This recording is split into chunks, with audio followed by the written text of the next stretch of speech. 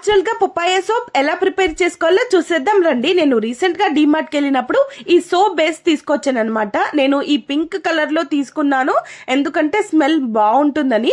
మీకు వద్దంటే మీరు వైట్ లో తీసుకోవచ్చు. అండ్ ఇంకా దీన్ని తీసుకొని మంచిగా క్యూబ్ క్యూబ్ లాగా కట్ చేసేసుకోవాలి. చిన్న చిన్నగా కట్ చేసుకొని ఇంకా బౌల్లో వేసేసుకున్నాను. దీన్ని డబల్ బాయిలింగ్ మెథడ్ ప్రాసెస్ చేయాలి, అది నేను నెక్స్ట్ చెప్తాను. ఫస్ట్ అయితే ఇలా క్యూబ్ క్యూబ్ గా కట్ చేసేసుకొని దెన్ నెక్స్ట్ పప్పడి పండు తీసుకొని దాన్ని మొత్తం ఇలా నుజ్జు నుజ్జు చేసి దాంట్లో ఉన్న సూప్ తీయాలి. అలానే ఫేస్ లో చాలా బెనిఫిట్స్ ఉంటాయి, చాలా మంచిది పప్పడి పండు ఫేస్ కి. ఇంకా దీన్ని పక్కకు పెట్టేసి మనం ఫస్ట్ కట్ చేసుకున్న సోప్ క్యూబ్స్ అన్నిటిని కూడా మనం డబల్ బాయిలింగ్ మెథడ్ లో మెల్ట్ చేయాలన్నమాట.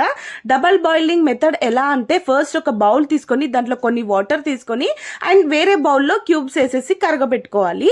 ఇంకా అవన్నీ మెల్ట్ చేశాక పపాయ కూడా దీంట్లో యాడ్ చేసేద్దాము.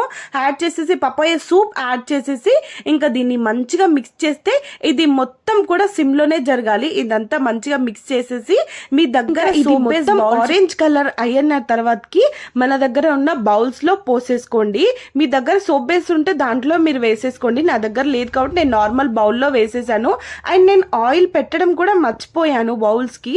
దానికి ఆయిల్ పెట్టడం వల్ల సోప్ బాగా వస్తుంది. నేను ఆయిల్ పెట్టడం మర్చిపోయాను, సో అందుకే నా సోప్ కొంచెం అటు ఇటు వచ్చింది. బట్ దీనివల్ల చాలా బెనిఫిట్స్ ఉంటాయి.